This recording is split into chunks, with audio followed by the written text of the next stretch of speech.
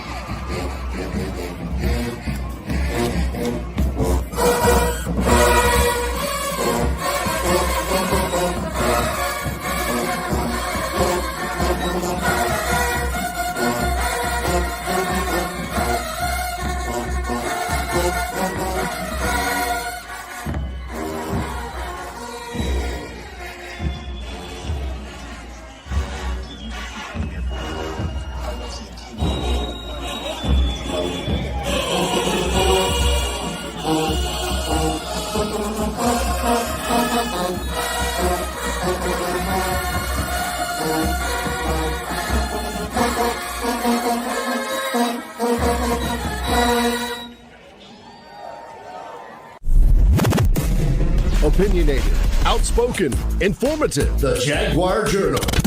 Your source for the latest information on Southern University sports and SWAC athletics. A Baton Rouge sports talk tradition.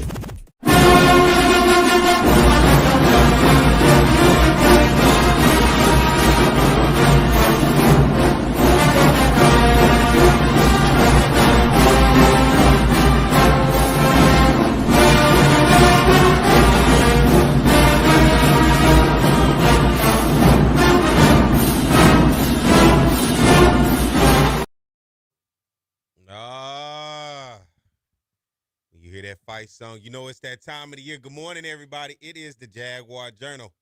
I am Perry White. Glad to have you guys with us, man. Woo! This time next week, we're going to be over there in the ATL, having a good time, ready for the Jaguars to take on the Eagles, Southern versus North Carolina Central. Do you feel it? Has it hit you yet, or are you still kind of trying to wake up from the summer? Let me know. Are you up? Is football season on you yet? It won't be until you get into that stadium next week in Atlanta and you hear the band crank up and you see the football team rocking side to side and the cheerleaders out there and everybody takes off running and Southern takes the field. This is why we love what we do. I'm starting to get excited. I went to bed last night to get up this morning to be excited for you guys. I said I refuse to come and get on the show this morning. They said my volume is low. I refuse to come in here this morning with low energy. Not today. I won't do it today. Good morning, everybody. I'm Perry White. It's the Jaguar Journal. Glad to have you guys with us. Good morning, everybody. Listen on Talk 107.3 FM around the Baton Rouge capital city area, and everybody listening on our Facebook and YouTube page around everywhere. Glad to have you guys with us. Let's look in the comments. We're saying good morning from Carla Jenkins in Washington, D.C. My man Ronald Hunt, Chuck up there in Monroe, Louisiana. Good morning, Kevin Walker and the Walker brothers. We got Lee saying from Arkansas tuning in. Desmond Allen saying tuning in from Mississippi. Damon Johnson over in Newport News, Virginia. We got my man Teldrin. Good morning, Teldrin. Checking in from Baton Rouge. My man Adrian. Hey, man. He's everywhere. My man Willie checking in from Dallas. Good morning, everybody. Glad to have you guys with us. Joseph David, what's up, man? How's everybody doing? Hey, y'all got your rooms? Y'all booked for the A? Y'all ready to go to Atlanta? Let me know. Are y'all ready? Now, as I get later into the show, you guys know You guys know how I feel about the first game of the season. I had that same energy last year. And this North Carolina Central game, for me, is a similar situation for game one that I felt last year when we took on McNeese in game one. And what did we see in game one last year? We saw mistakes that ultimately hurt Southern and cost them the game. And those mistakes last year in game one against McNeese State, more specifically, although the offense struggled, it was special teams. Remember the field goal? The kicker kicks it right into the back of the snapper. Ball just does the most craziest thing I've ever seen on basically a block kick. Goes like 60 yards the other way. And then on a punt, goes over the punter's head and sets McNeese up perfectly to take the game. This first game of the season is going to be crucial. Because what I always say is how you start to get the fan base on board. And for Southern, they have to start looking the part. I go back, it was year one, Terrence Graves. This is year two. I did a show earlier this week with, good morning, Graylin. I did a show earlier this week with Coach Johnny Cole, my man Mr. Campbell, and Rocky. And they were just convinced that I was tripping in terms of championship expectation at Southern. Now that I'm starting to see it, no matter where I go on the outside looking in, there's not much respect for Southern. And I know that's what comes with the territory, because no matter where I go, if they understand I'm associated with Southern, I get all of the bad energy that they feel towards Southern. And I am always amazed at how much people really do not like Southern. It really amazes me that people deep down in their core have their own issues with Southern, and that got nothing to do with me. But because I'm associated with Southern, they just feel like I'm the one they got to let their frustration out on. And it's okay. It's okay. Maybe they need to go see a psychiatrist. The hate towards Southern and the idea that people do not think this program should be in conversations of upper echelon around the conference. And, of course, I've heard all the rumbles. Well, you only won one championship in 2013. You seen FAMU win a championship. You seen Jackson State win a championship. You seen, all of this happening. But my pushback is that regardless if Southern has not won a championship or not, we've been right there in the conversation. We're no slouch of a program. Is there a hump we want to get over? Of course. But people have this notion because we have not gotten over that hump that we should not expect championships at Southern, that we should just be like, we should be okay with just having an okay season. Now, maybe I'm tripping. Maybe I'm pushing something that is my opinion, and I'm portraying that to be the idea of the Jaguar Nation. And if I'm doing that, tell me if I'm doing that and I'm wrong. Because if I'm doing that and I'm wrong, I won't do that anymore. But I thought coming here, championships was what it was about at Southern University, regardless of the sport. So when I go out publicly and I speak on this, I speak in high regards of at Southern University, we expect championships. Now, if I'm wrong, I can admit I'm wrong. And one thing about me in life, if I'm wrong, I can admit that. The type of person that I am, I can admit that. But I thought it was otherwise. And the fact that we have been right there in the conversation, since 2013, we played for 6 SWAC championships with 3 different coaches. I'm just saying, it seems like the outside world think we are just some dumpster fire. The outside world looks at Southern, and more specifically our football program, and think we are a bottom feeder, which is comical to me. But it's okay. We'll get more into that. I just had to get the day going. But when we get ready to take a break, we're going to come back on the other side. For all of my alums, supporters, friends, family of whatever Southern University, you're going to be heading to Atlanta next week. I'm going to get you some information in terms of the hotels, hospitality, whatever events from the alumni standpoint. My man Darren Dixon is going to come on, who is the executive director of the Southern University Alumni Federation, to talk to us, to give you some information. So when you show up in Atlanta, you say, hey, where the Jaguar Nation at? Where we kicking it at? Where we hanging out at? Where we fellowshipping at? I'm going to make sure you get all the information that you need to have. So you guys stay tuned. We'll be right back. More of the Jaguar Journal.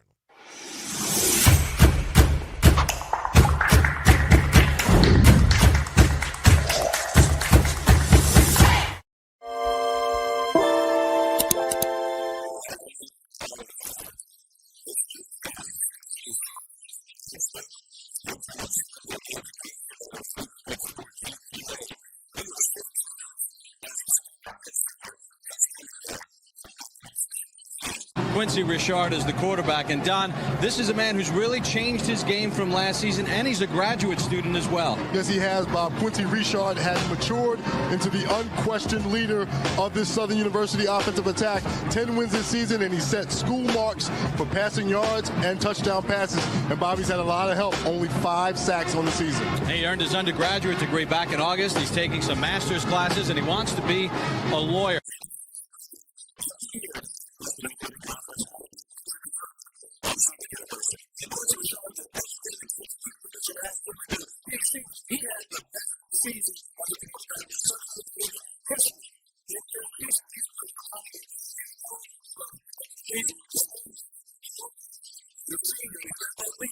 Here's Richard looking at the end zone. Has a man there. Touchdown, Southern University. Play clock down to 3. Richard gets it off over the middle. Touchdown! Holmes goes in motion and comes set on a 1st and 10. Richard completes it. That's Ard. Ard down the sideline. He could go. And finally pushed out of bounds. Richard's run for 10 touchdowns this season. He's going to keep it. Richard goes in. Make it 11 for Quincy Richard. Richard wide open. Touchdown, Chris Davis. Oh, does he love playing football even more now? That in the flag against Grambling, holding on the kickoff. Richard looking deep, and it's a touchdown. But only 3 times did he go down. Twice he ran out of bounds behind the line of scrimmage. It goes down as a sack. 2nd and 8. The deep ball, and that's our man Chris Davis for the touchdown. Time for today's State Farm Players of the Game. And from Southern University, the quarterback, number 15, Quincy Richard, 34 of 42, 552 yards, 5 touchdown passes. Quincy, on behalf of State Farm Insurance Companies, I want to present you with a trophy for the most outstanding player today. Congratulations.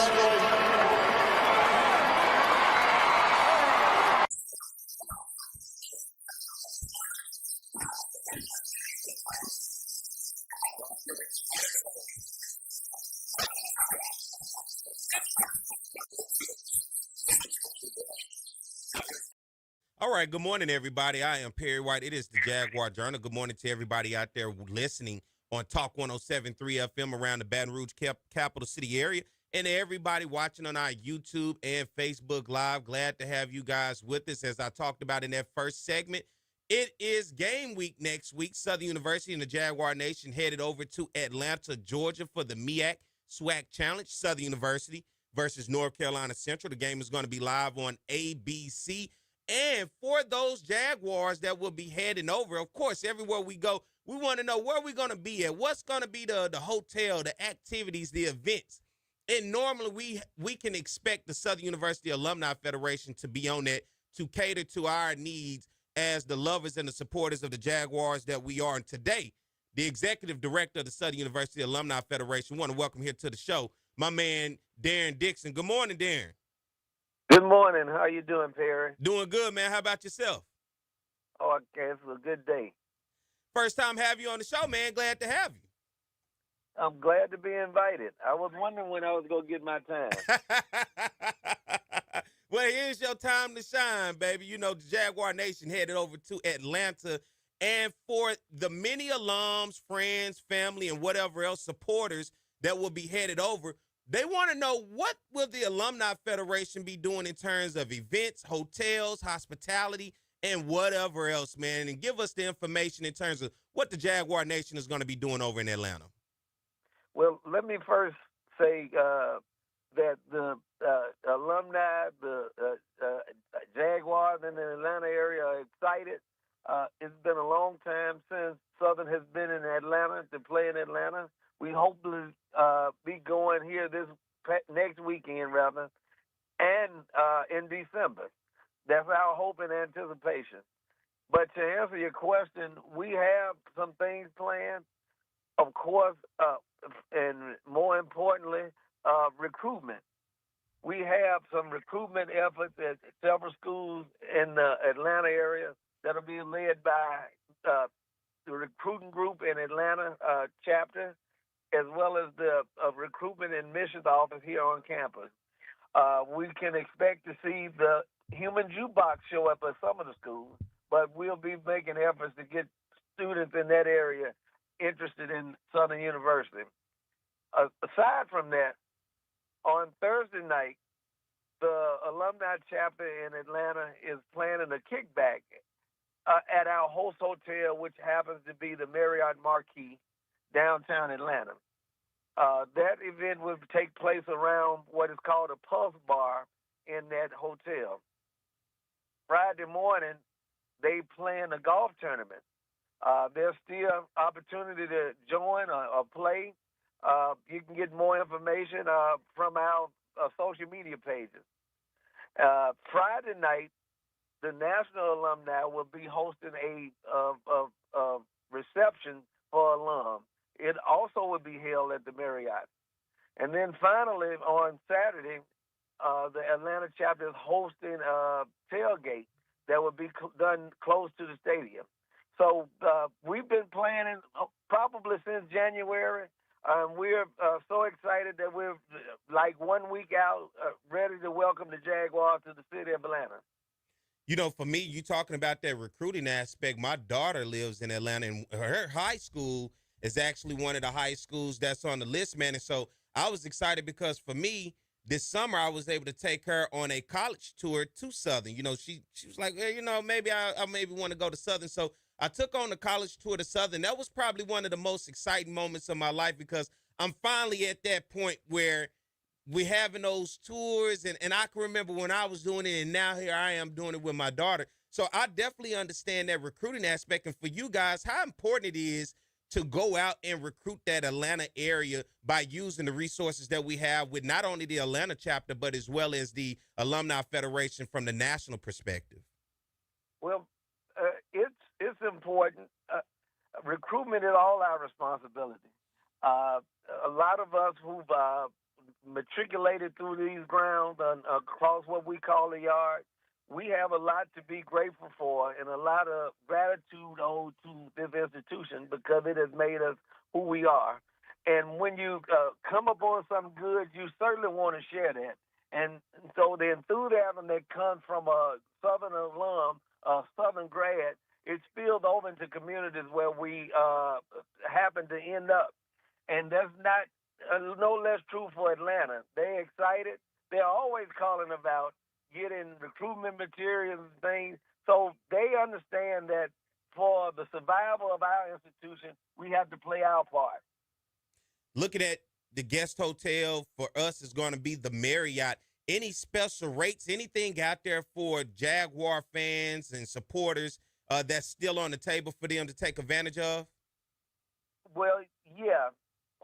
Of course, the block was closed a month ago. But at the hotel, they're giving us special parking rates, special event rates. So if you're part of the the Jaguar Nation and you check into the hotel, you come to one of our events, you won't have to pay $60 to park. It's going to be probably less than half of that. Because in Atlanta, look, they'll get you. The ATL, they charge for everything. It don't matter what it is. They going to get you there. I gave them some money to breathe one day. That's just how it goes. You know, and for the National Alumni Association Federation to be partnered with the local chapter, man, talk about that partnership and making sure that every stone is not left unturned for the Jaguar Nation when they get to Atlanta. Well, our partnership with our chapters throughout the country is just natural. They're part of us. It was great working with the president there, Mr. Lisa Rodney, and her officers and other committed alum in the Atlanta area. This process has just been easy. I cannot wait to get to Atlanta. I cannot wait for the game. Are you guys doing anything more specifically when you talk about the tailgate for people that's out there that say, we want to get over there? What area and what all will be going on with that tailgate? Because, you know, Jaguar Nation going to want to find that one area and kind of congregate and just make it grow from there. When you say, hey, where are we? That's what people normally say when they get somewhere. Hey, where are we at? Where is everybody at? Okay, according to what I understand about the stadium, or even that game, people tailgate throughout that neighborhood around the stadium. But our tailgates will be much closer to the stadium. ESPN has set up what we call the game day experience, and they have sections close to the stadium for both us and North Carolina Central. So we'll be real close to the center. Just follow the blue and gold. Follow the blue and gold. You just see the sea of people. That's where we know where we're going. Absolutely. You know, for you, man, how's everything been in your position as executive director of the Southern University Alumni Federation? Man, it's been an honor to serve in this seat. I can remember 30 years ago when I was a student here, the person in this seat was somebody who's not a stranger to anybody, Donald Wade. Of course, Donald Wade was my frat brother, and I always admired his work.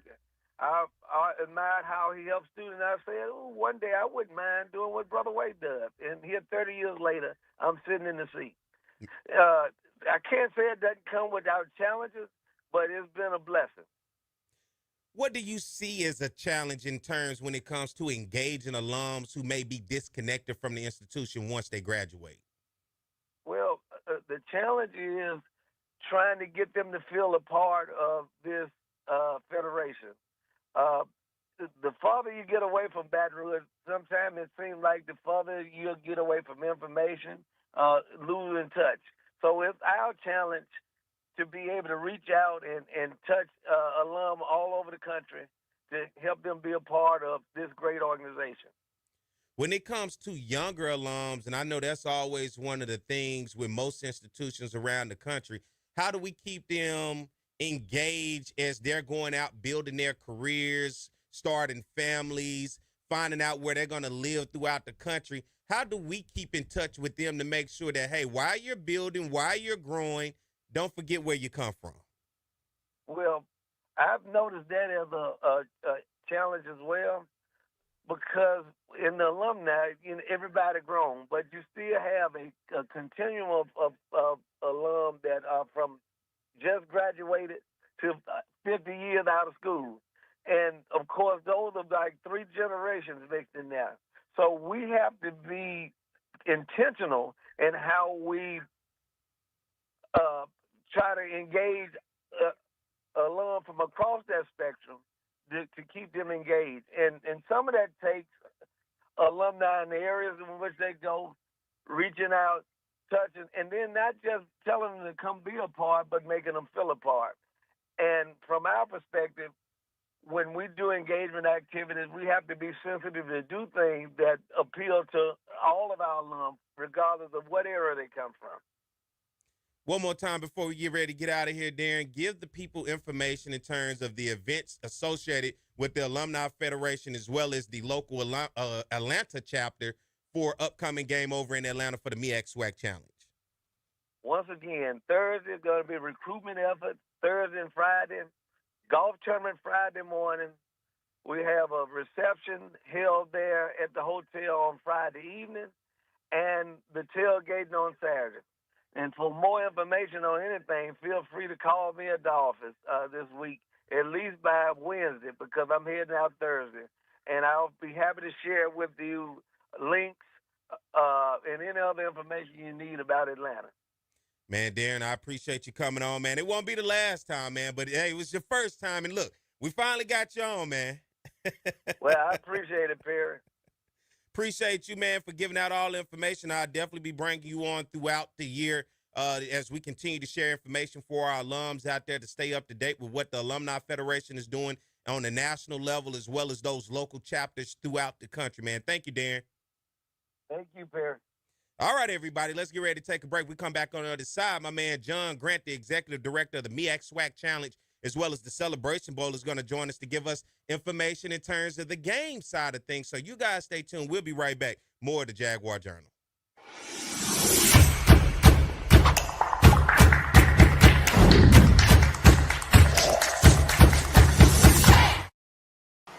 It's On the Yard Sports, and I'm Perry White, and what I need for you to do is go follow and subscribe to our YouTube, Facebook, Instagram, as well as Twitter right now. T.R. Ricks is a fifth-year senior who's getting his first chance to drive the train that Bob talked about. And right now, he's driving it quite well because the Southern Jaguars are kicking butt in the SWAC conference. As Bob mentioned, 6-0 overall in the SWAC, and T.R. Ricks has played so well, over 2,000 yards passing. In the last 3 games running the football, he's been over 100 yards on the ground. The respect factor that he gets from his teammates is incredible. As a fifth-year senior who's never started, they elected him captain. And the numbers he has put up are represented on your screen. 27 total touchdowns on the offense, a pass percentage of nearly 60%. He could be the SWAC Player of the Year on the offensive side. And they're going to get a huge dose of the best offensive player in the SWAC, and that being Thomas Ricks. Yeah, what Thomas Ricks has found a way to do is just beat defenses either with his arm, with his feet, or with his leadership capabilities, finding a way to win the games late with fourth-quarter comebacks. He showed versatility and athleticism. He's a tremendous athlete that knows how to win, most importantly. Really is a leader both on and off the field. I just think it has come to a maturity level. I have a 4-year-old son, and, when he was born, I had to grow up fast, and, just staying in school and practicing every day, trying to get better every day, just so he can have a better future. It's just been my inspiration. So, I just think that's my motor that drives me and, keeps me in the game. His 4-year-old son, Collier, has not missed a game this season. They throw the football around in Rick's dorm room at Southern, and he says it's great playing football with Collier. 1st and 10. Ricks. He's got Vernon. Vernon makes the catch at the 45. They can run the entire offense with all those guys in the game. Ricks to Vernon. 1st down. Holmes in the backfield. Ricks. 1st down. Gage on the tackle, but not until Ricks picks up the 1st down. 2nd and 7. Ricks. Overstreet's got it. Across midfield. Ricks has a receiver downfield. It's caught for a touchdown. Territory. Ricks fakes the pitch. Gets inside the 15. He's in the type of young men that represent his philosophy in life and in football. Ricks in a shotgun. He's going to run it out to the 10. And 2nd and 11 after the holding penalty. Sidearm toss. All right, everybody. Good morning. We are back. It is the Jaguar Journal. I am Perry White. Glad to have you guys with us. Good morning, everybody listening on Talk 107.3 around the Baton Rouge capital city area, and everybody watching everywhere across the land on our YouTube and Facebook. Good morning. We got Washington, D.C. in the house. We got Mississippi, Newport News, Virginia.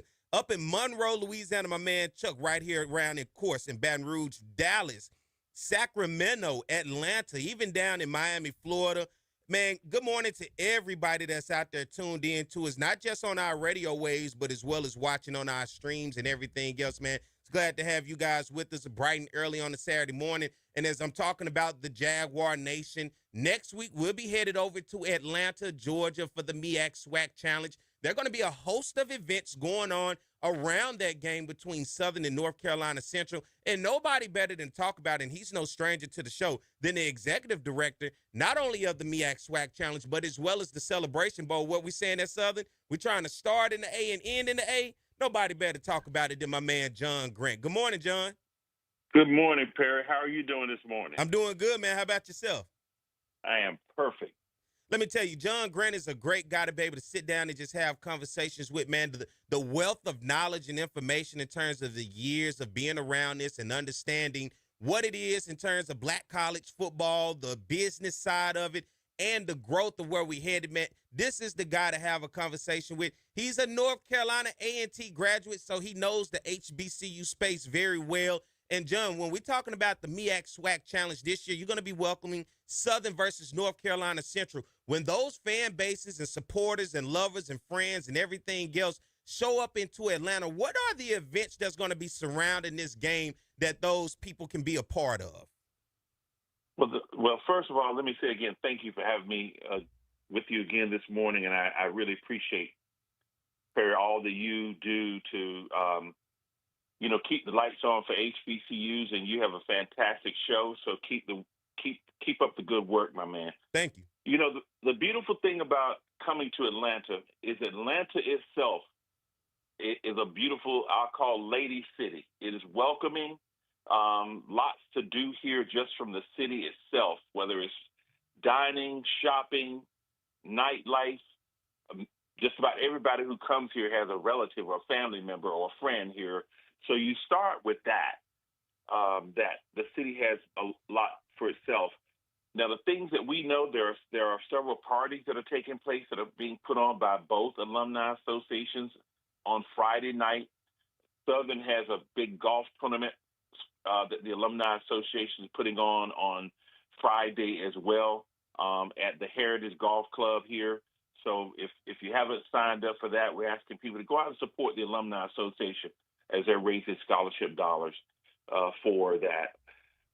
On Thursday, we're partnering with the Atlanta Braves and the Atlanta HBCU Alumni Alliance for HBCU night at the Braves.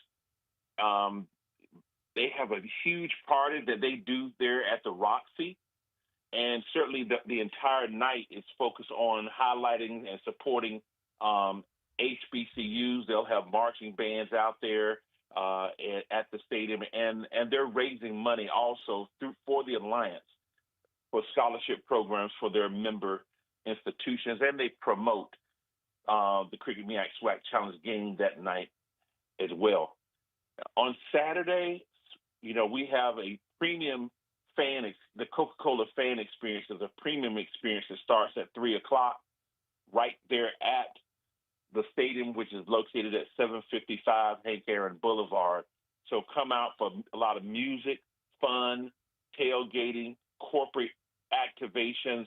We're going to have a band jamboree that starts there at 4. Two of the top high schools in Atlanta will face off just before the two college bands, the Marching Machines from North Carolina Central and certainly the Human Jukebox from Southern will face off also in that lot at 4:30. So you'd be able to get up close and personal with the Human Jukebox from the Southern side, and the same thing if you're a Central fan with the North Carolina Central's band as well. And then the game kicks off at 7:30. Gates will open, Perry, at 6 o'clock. And people can start going into the stadium at 6, and the game will kick off at 7:30. I'm looking forward to it, man. It's going to be on ABC with a national television audience. All of this is finally happening, John Grant. As you look forward, as it gets closer and closer, and you finally say the day is here, what has this process been like for you putting together this game, working with both schools and making sure it is a success, not only for the fans that are in the stands, but for the national television audience to watch on next Saturday? Well, we start working on this, Perry, immediately after the Cricket Celebration Bowl. So starting in January, as we're wrapping up that team is also working on starting to operationalize the kickoff game as well. Getting the ticket set, et cetera, starting the communication, working with the schools, working with the local alumni. So it is a process. A lot of people think, wow, you just show up, a month before and you put on a game, and it's not like this.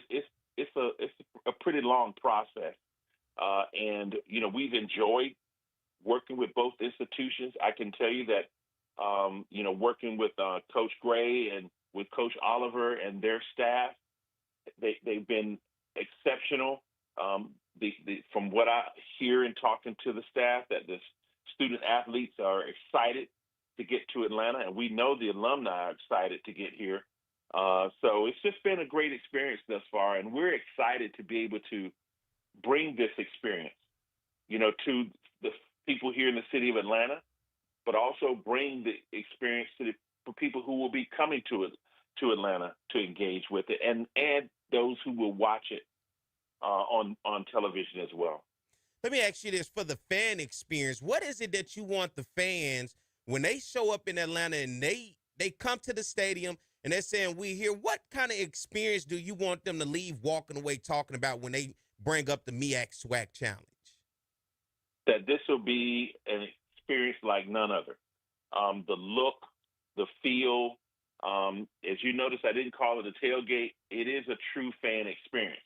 The symmetry, the way we have it designed, the way it's laid out, the flow, the energy, the music, the food, the entertainment that's going to be a part of this is really what we would call second to none. So if you want a high-level quality experience, this is going to be the place to be. You're talking about a high-level quality experience, man. I cannot wait as we're talking about the MEAC SWAC Challenge. When we're looking at this, at the end of the game, is there a trophy that's presented to the winner? Absolutely. We provide an MVP trophy for the game and a championship trophy for the winning team. For those people that's out there that's going to be traveling in town and maybe that's already in town, give us some ticket information about this game itself. Well, you can visit our website at MEACSWACchallenge.com. MEACSWACchallenge.com. Make sure you go to our homepage and get your tickets there, because there are other people out there, at SeatGeek and others, whose price points are a little bit higher on the resale market. But you can go directly to our website and get them at face value. Are you excited, John Grant? Man, look. Are you excited? The volume started turning up for me once Media Day occurs. Uh-huh. And I started watching the media days of the other conferences, from the SEC to the Big Ten. The Big 12 went first. And so I watched their media day all week. SEC was here in Atlanta.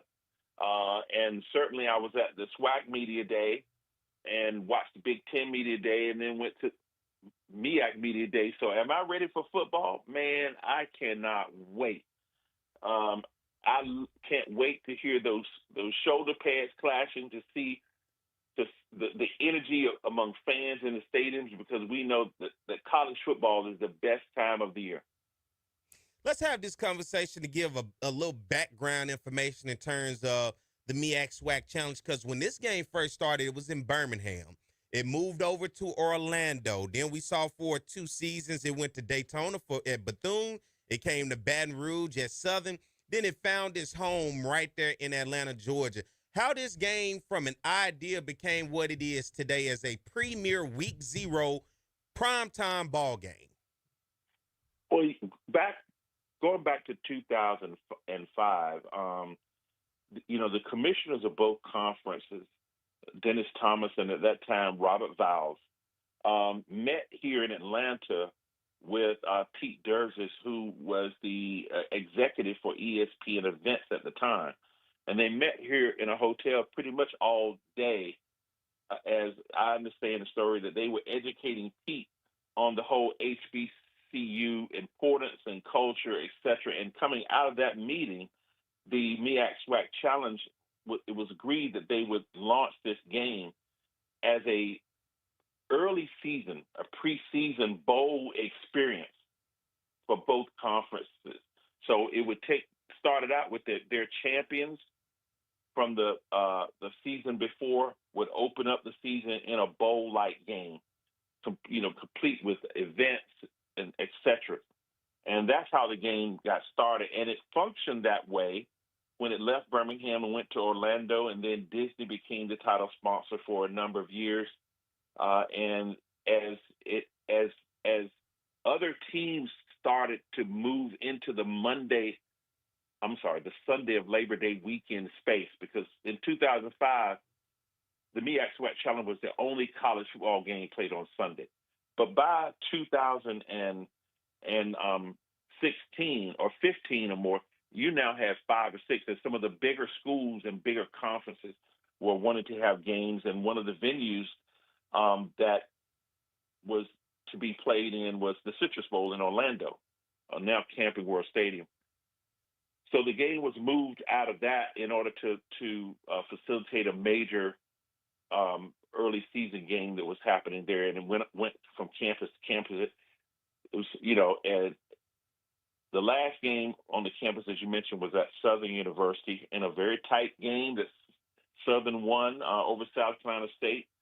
And from there, determination was what do we do with the game? And we met with the commissioners and with ESPN and lobbies for the game to be in Atlanta, and we would actually connect it to the Celebration Bowl as a beginning of the season kickoff game, very similar to what the Chick-fil-A Peach Bowl was doing with this kickoff game. So the Chick-fil-A kickoff and the Chick-fil-A Peach Bowl. So the Chick-fil-A game is now the Aflac kickoff.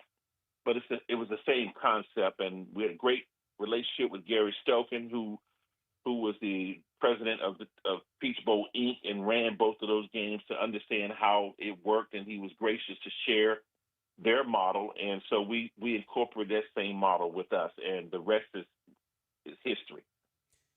Not only are you in charge of the MEAC SWAC Challenge, making sure that it's a success, but well as the Celebration Bowl, and then with the addition of the Band of the Year sponsored by Red Lobster. Talk about now with the Band of the Year. I know because with this first game, we're going to start getting the polls of bands getting voted on. How is that going to work this year, and what's going to go into that whole idea of creating at the end of the year those 2 bands per each division that's going to represent over in Atlanta the day before the Celebration Bowl? Well, we've been working on this since 2016. We started working with, at that time, the Undefeated, owned by ESPN. It's now called Anscape, to launch band rankings. So we started ranking bands because this was all very new for HBCU marching band directors. Our band directors are accustomed to attending battles of the bands, which are excellent showcases for our HBCU marching bands. But in this case, we had an adjudication process and a committee of experts, very similar to what the college football playoffs does. They have a committee that really determines, evaluates teams' play, and puts out a ranking that determines, in part, who gets into the playoffs and college football playoffs. And so we just took that same model and applied a rubrics to that, and we started with a ranking first, and now we're doing actual rankings where the band directors submit a show to the committee. Once a month, they submit a show, and the committee does an assessment and evaluation of that show, and they put out a ranking based on that performance. But the key part of that is also the committee gives feedback to the band directors based on the categories that they evaluate, which include precision, originality, their drum majors, their ancillary corps, which include the dancers and flags, etc., drum majors, and a category called general effect. And so regardless of whether you have one drum major or five, the scoring balances itself out, so you're not penalized by the number, or if you don't have a flag corps, you're judged upon what you have, and your points are accumulated according to that. So there's no penalty for what you have or what you don't. It's based on the quality of what you're presenting that they assess. And as we narrow it down to the top, we put out a ranking each month. We start with the 20, that goes to 15, that goes to 10, then down to 5. And out of the 5 come the 2. And those 4 bands are brought to Atlanta, and they compete for a national championship in their respective division. Along with, Perry, we added last year a high school, Metro Atlanta High School Band of the Year. So we take the top 2 bands from the 10 Metro Atlanta counties, and they go through the same process to compete for the Metro Atlanta High School Band of the Year. Let me ask you, will the Celebration Bowl do a promotional tour at schools throughout the MEAC and the SWAC this year as the season goes on? We do that in partnership with Cricket. Cricket does a trophy tour to specific games that they go to and put up their cricket display with they did a huge, almost life-size replica of the trophy, and then they have an actual size trophy replica that fans get to engage with, and then some experiential things that they have. So in partnership with Cricket, who's the title sponsor, there is a trophy tour that takes place each year.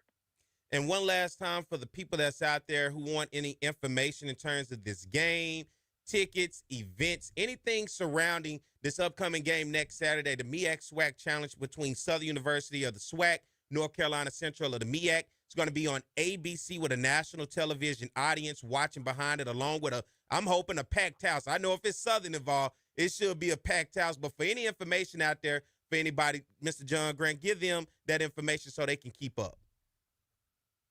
So you want to visit our website at MEACSWACchallenge.com, or you can for tickets and information, or you can follow us on both our Instagram and our Facebook pages as well.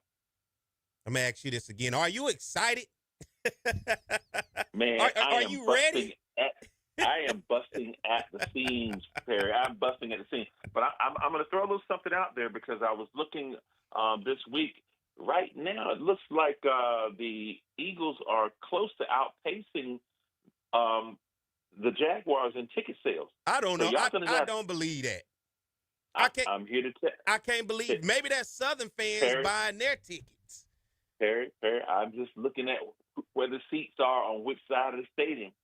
And I'm just saying that Southern's living up to their reputation. That the Eagles might be taking on the challenge both on and off the field. Man, maybe we're gonna be the walk-up crowd that game. Well, here's one thing I know, and I was telling our folks that if you've ever been to a Southern game at Mumford Stadium, on game day the lines wrap around the building. Yeah. So Southern generally has a large walk-up crowd at your home game, and so we're anticipating. Now, don't get me wrong that you're trailing behind. I would just never had expected to be as close it is. You're still out front, but I was telling my team that you got to pay attention to the Jaguars, because they'll sneak up on you on game day. And the Central fans just coming to see us, John. That's all. That's why they doing. They's like, we playing Southern. We want to go see Southern. That's why the interest is high on their part. So don't be fooled by that. They just coming to see Southern. That's all it is. Well, I was on with Joshua Smith this week, and Joshua's got another take on that for Central. So I know you and he are going to be getting together on the show on Monday. So. You know what? This right here, why you asked me if I'm excited. I'm excited because this is a great matchup. I'm excited because it's always great to see our HBCU community come together. Mm-hmm. More than just around football, but around the energy of our community and the culture that we have, and the excitement of people who whom that I talk to that are not even associated with either school, but are coming out to this game just to be a part of the experience. Well, Mr. John Grant, I appreciate you for coming on this week, man, and talking to us. We'll be all in Atlanta next week. And for those who are not in Atlanta next week, they can watch the game on ABC with a national television audience. So, John Grant, thank you for coming on this morning, man, and appreciate you. Thank you so much for having me. All right, everybody, let's get ready to take a break, and we'll come back, and we'll continue the Jaguar Journal, all right?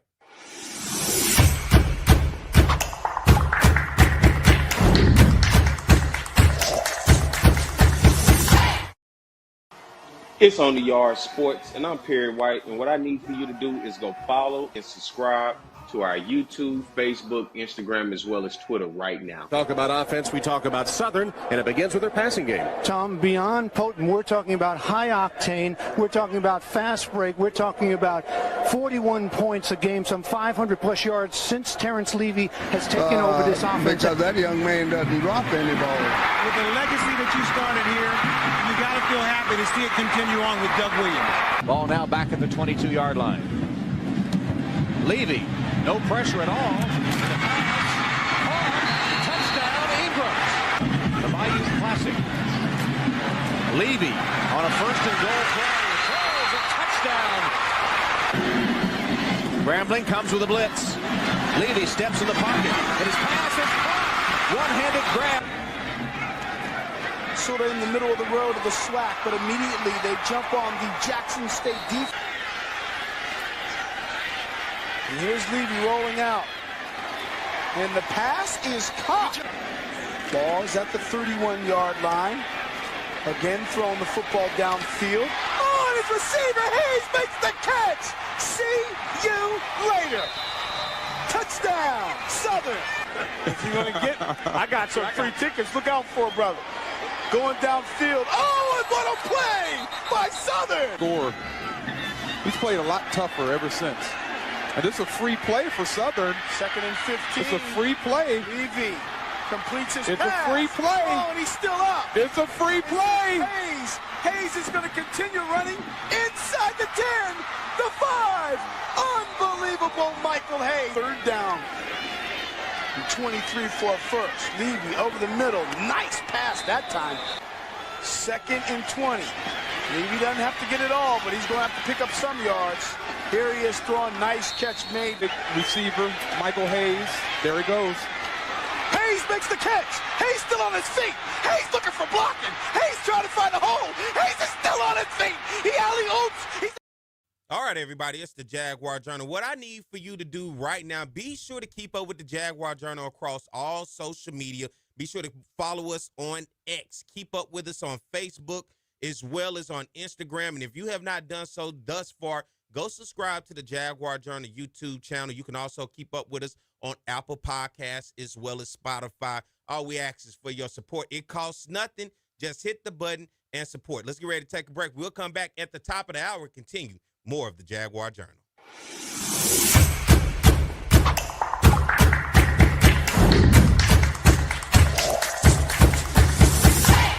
Quarter with Jackson State leading 10-3.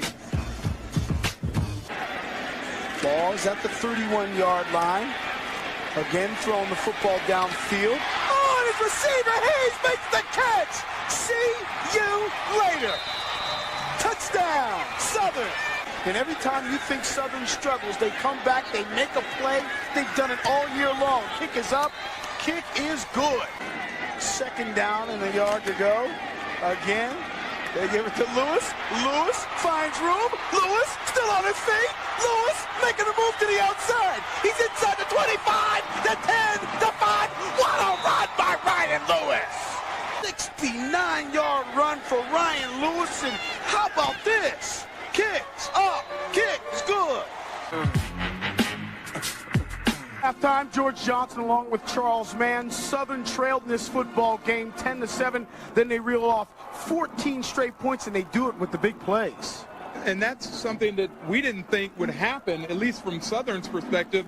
They've been able to methodically go down the field on people and win ball games, not the big plays. You saw the big play by Ryan Lewis running 69 yards, the nice throw by Terrence Levy. This is something that I don't think Jackson State thought they would see in Southern either, and they go into halftime down by 7 points. Jackson State came in the best defense out of the SWAC.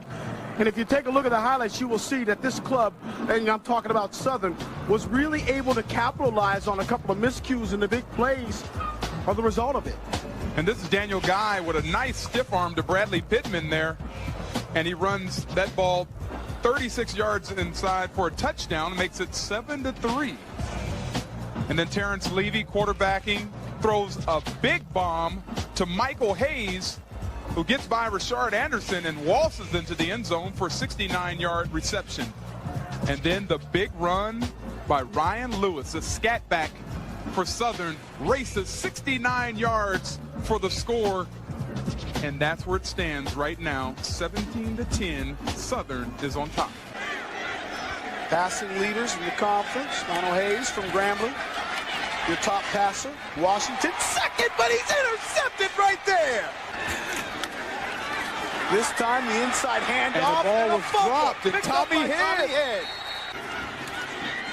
Here's Taylor in the pocket, looking downfield and looking for Leroy Fields, and this one looks intercepted, and it is.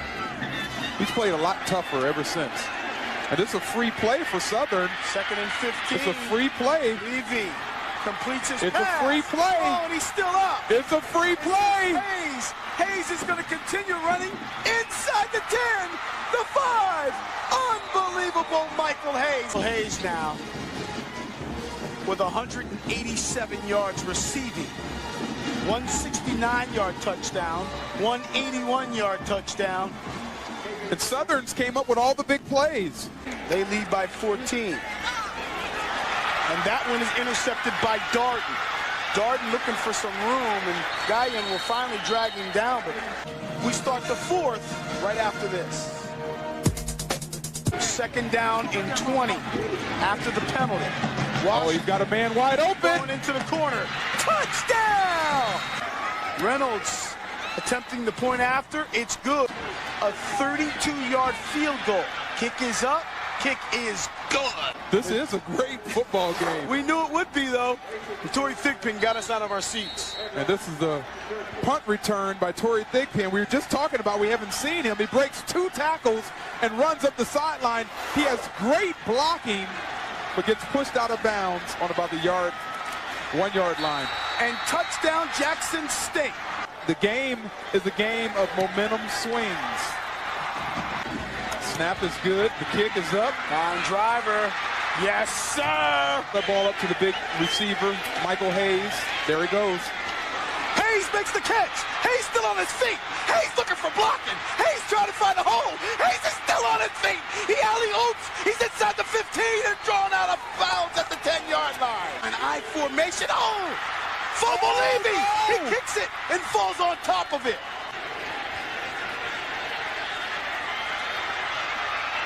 Touchdown. Receiver that has not seen much action comes up big.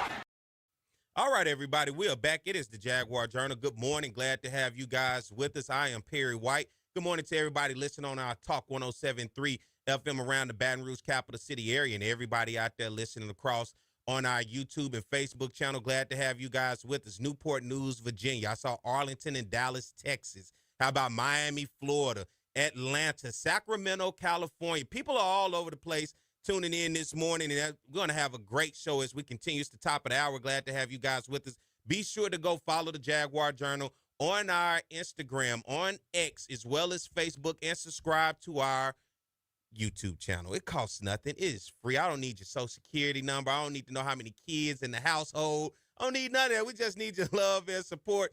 And hit that button. We're also on Apple Podcasts as well as Spotify and on TikTok. Mike keeps up with our TikTok for sure. I'm not even on TikTok, but Mike said, hey, man, we're doing pretty good on TikTok. And as we continue today's show, man. Very good show. And I want to thank John Grant, the executive director of the MEAC SWAC Challenge, as well as the Celebration Bowl coming on, giving us some information for next week's game, as well as Darren Dixon, the executive director of the Southern University Alumni Federation. Both of them giving us valuable information for the Jaguar Nation and the family, friends, and supporters that will be in Atlanta next week to support Southern University versus North Carolina Central. And as we talk about supporting Southern University next week, not only are we going to be there to support the Southern University football team, but as well as the band. And something we've never done here on the show is show some love to the fabulous dancing dolls of Southern University, who we all know get all of the attention of the nation when the band gets on the field. Everybody's looking to see those fabulous dancing dolls, and nobody better to talk about the fabulous dancing dolls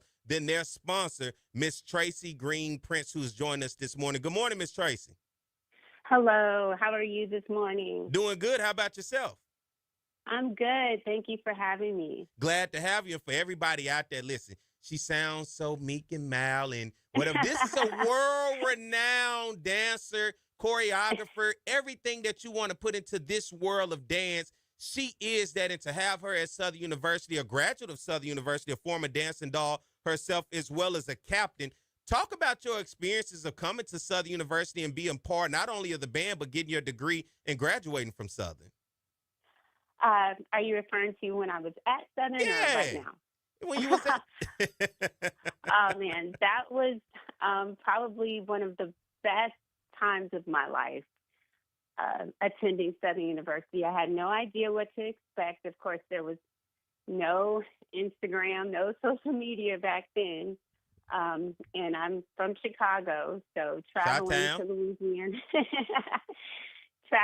to Louisiana was definitely a culture shock, but I adjusted so quickly because of the jukebox and my jukebox family, Dr. Isaac Greggs, his family, all of the dolls that were my sisters and my friends there, they embraced me, and it was my home away from home.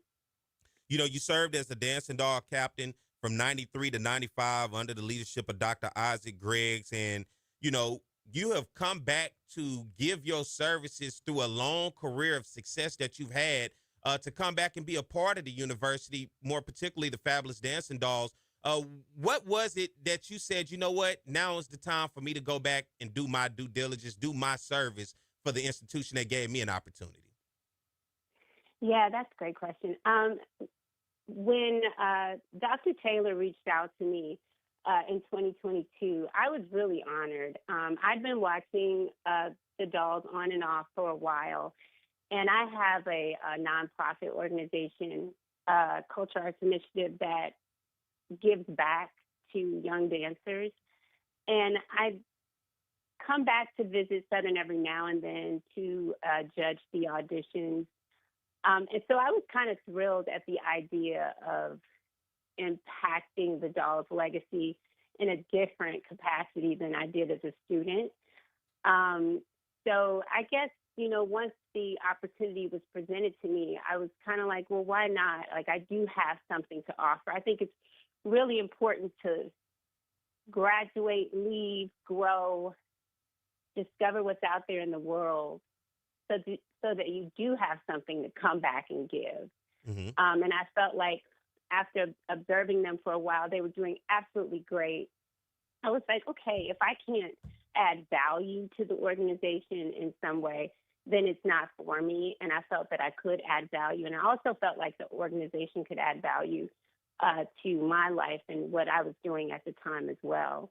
So that's really the reason. I just said, okay, if I can't impact the organization or the young people in the organization, then what would be the point?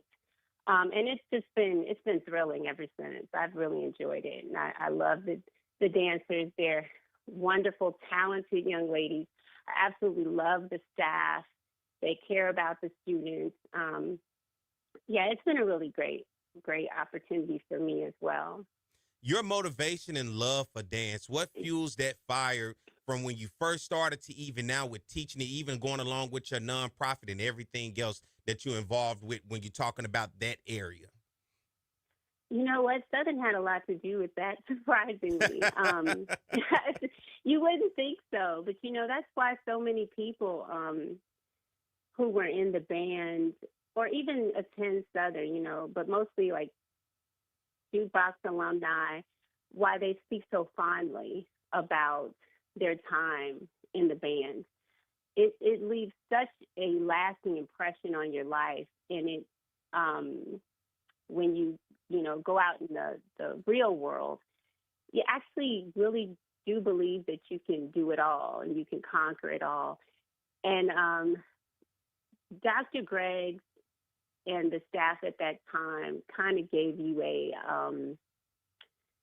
you can't fail, like a failure is not a possibility kind of mentality. So when I went out to California and New York to just kind of go after my dreams, all of the discipline and the work ethic and stuff that I gained at Southern helped me in doing that. And even the failures, like the wins and the failures, is just having that tenacity to bounce back and keep going and believing in yourself and believing in a strong work ethic and a community of people around you that'll support you and push you, or not support you and push you. Either way it goes is a privilege, right? Mm-hmm. And then at some point I was just like, it's time to settle down and be more of like a director and less of a performer and see how I can reach people in that capacity but still do what I enjoy doing. But Southern helps so much with that. I can't even. I mean, I truly say this to everybody: if you can make it at Southern, you can make it anywhere.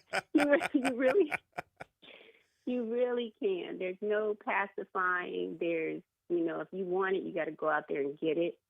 You got to grind and you got to make it happen for yourself.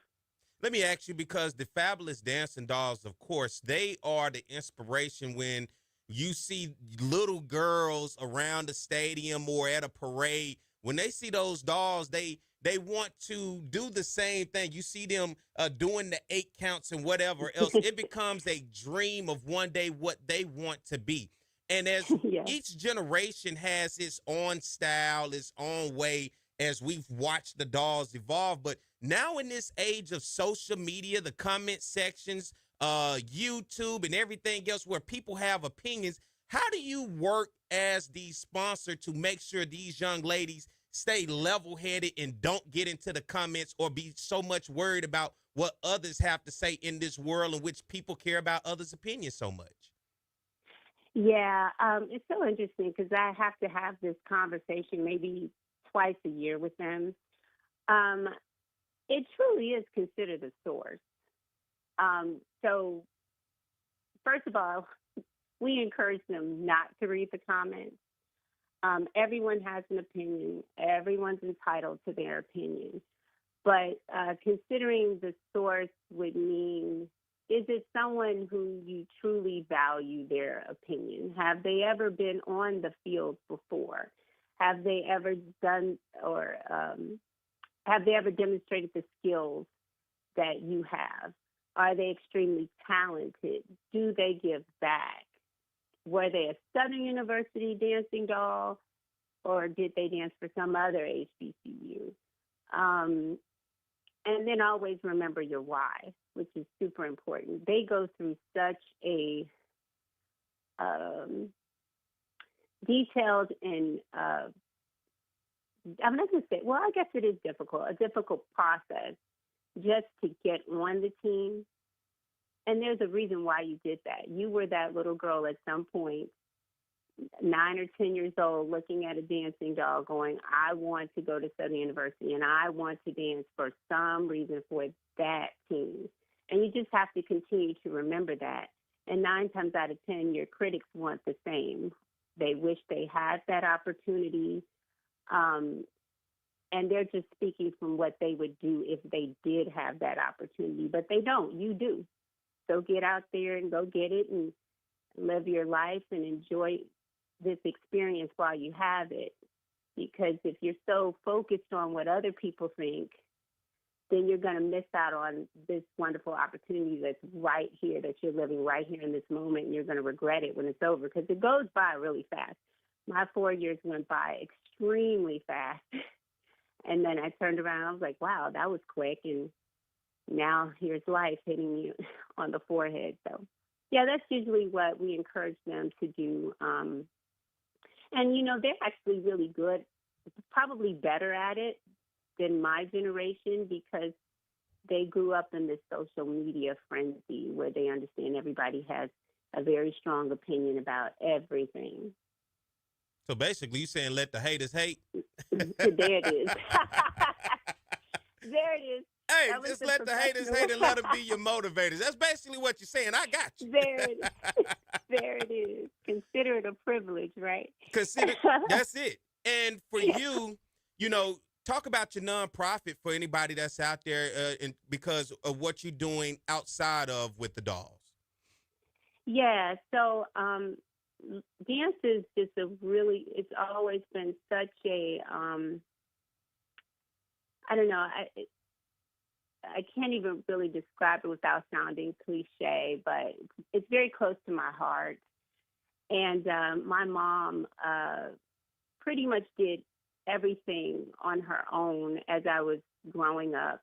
And I saw the struggle and everything. And I was a dance studio owner for about 10 years before I started a nonprofit organization. I had some students that were extremely talented.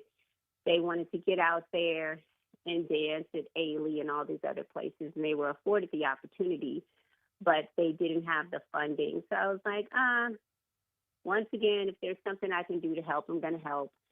And I started a nonprofit organization just to initially get them the funding that they needed.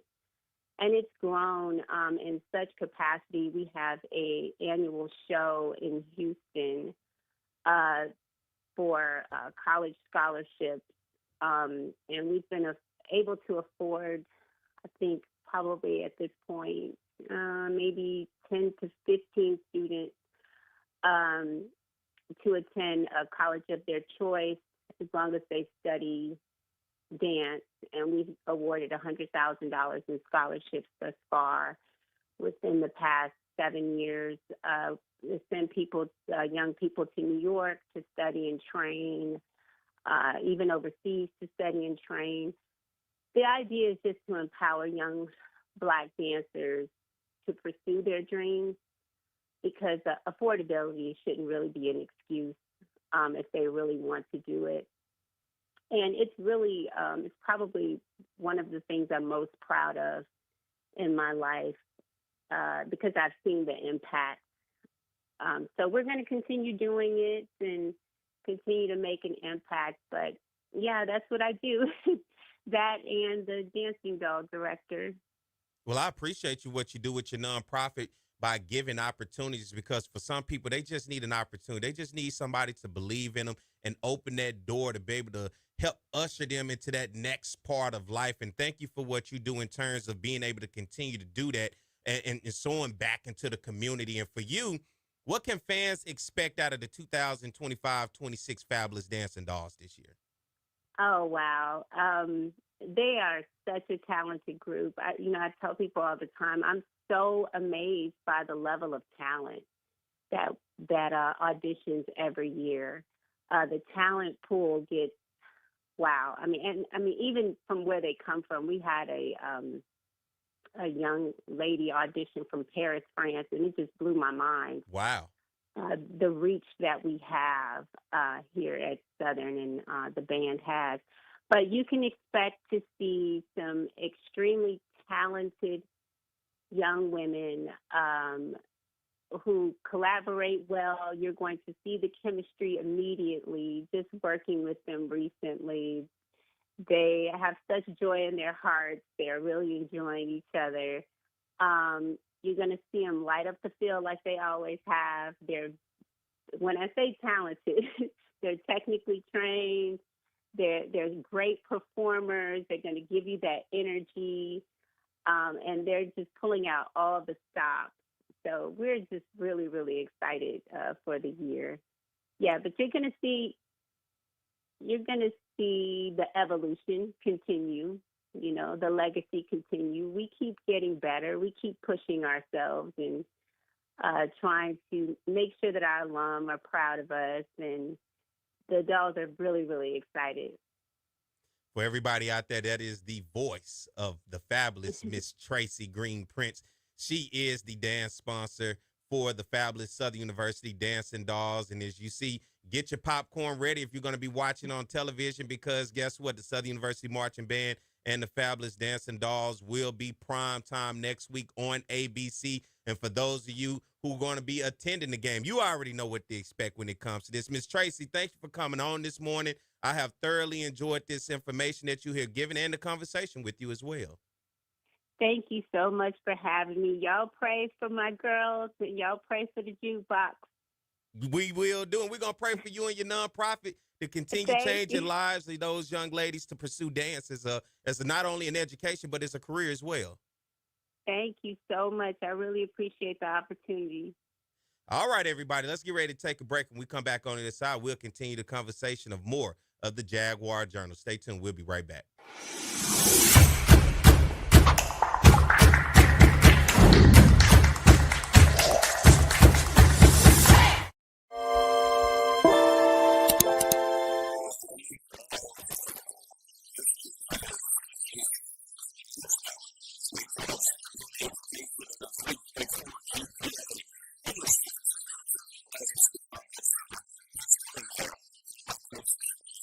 Quincy Richard is the quarterback. And, Don, this is a man who's really changed his game from last season, and he's a graduate student as well. Yes, he has, Bob. Quincy Richard has matured into the unquestioned leader of this Southern University offensive attack. 10 wins this season, and he set school marks for passing yards and touchdown passes. And Bobby's had a lot of help. Only 5 sacks on the season. He earned his undergraduate degree back in August. He's taking some master's classes, and he wants to be a lawyer.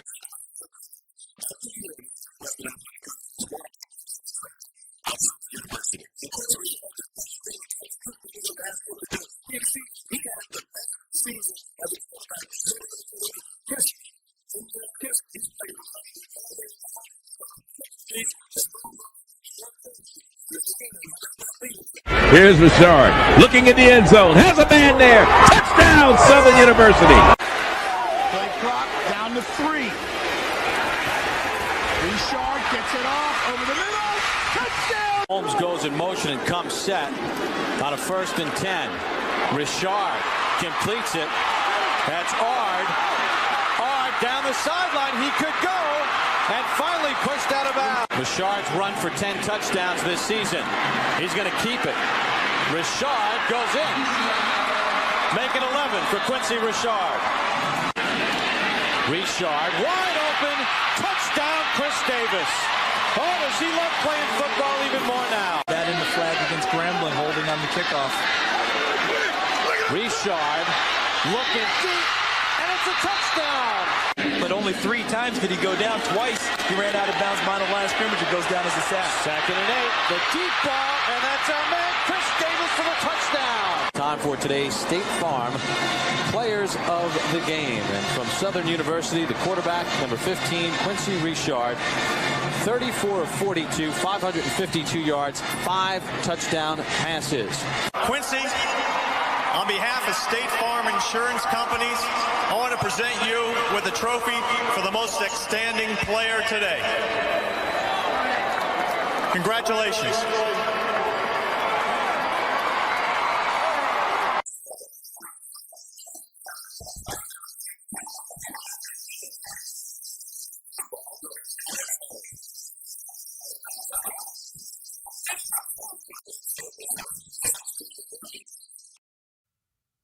All right, everybody, we're back. It is the Jaguar Journal. Good morning to everybody out there. I am Perry White. Glad to have you guys with us. Everybody listening on Talk 107.3 across the Baton Rouge capital city area, and everybody watching on our YouTube and Facebook Live.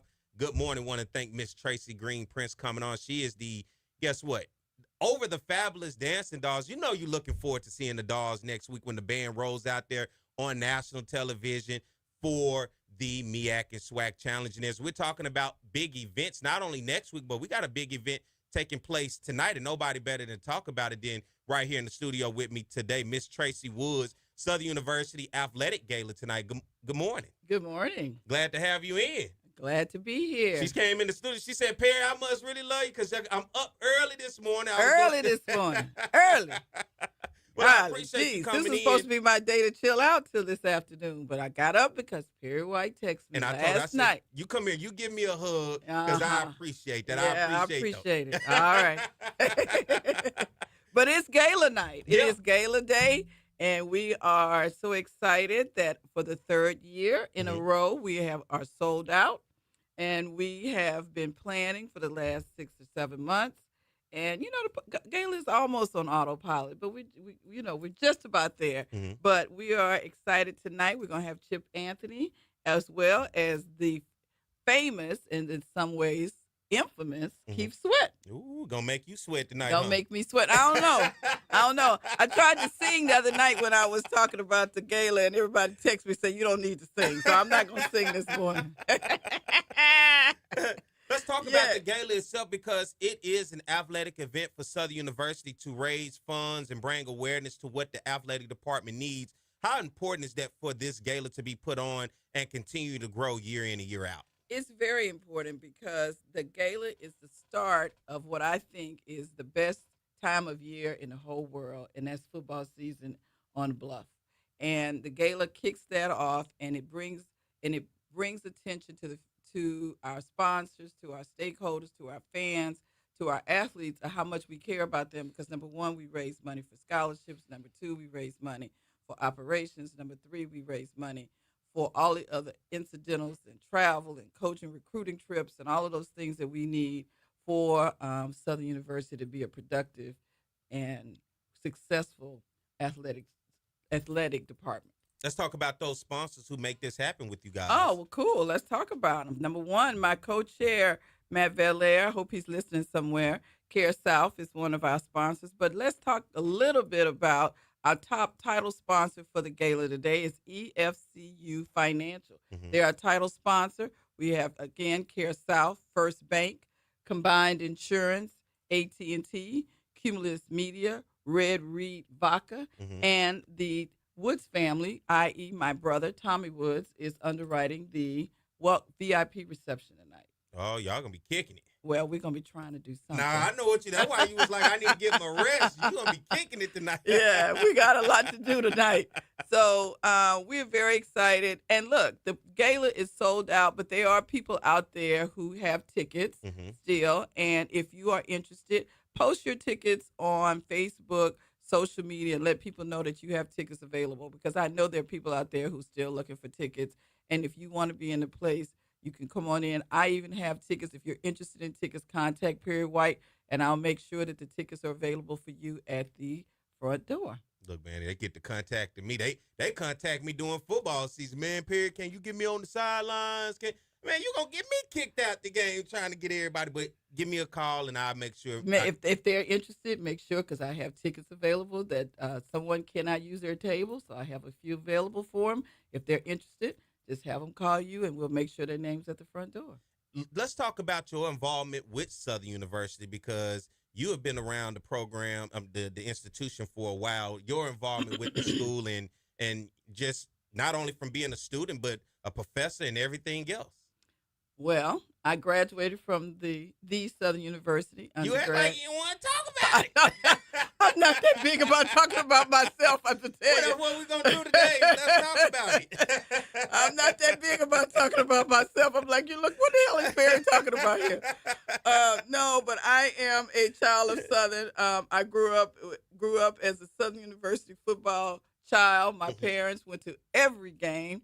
So I am an avid football fan, and I'm really a sports fan. So it is not something that I take lightly when I participate and assist the athletic department, because I love athletics and I love Southern University. I love our AD, and I love everybody, the coaches, everybody who works in the athletic department. They're doing such a phenomenal job. And I'm just proud to be a part of it, and proud that they thought enough of me to make me a part of it. And you love me because you got up this morning. I got up this morning for you.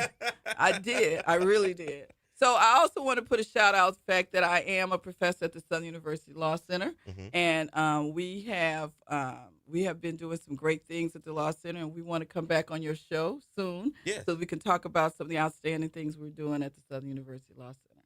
So shout out to SULC this morning. We have over 200 new students coming in on Tuesday, starting their first year of law school. So we are moving right along. So I'm happy and excited about that as well. I know you got your dancing shoes ready for the night. Well, actually, I'm gonna probably wear some bling sneakers. That's my thing. Oh, okay. Bling sneakers under my dress.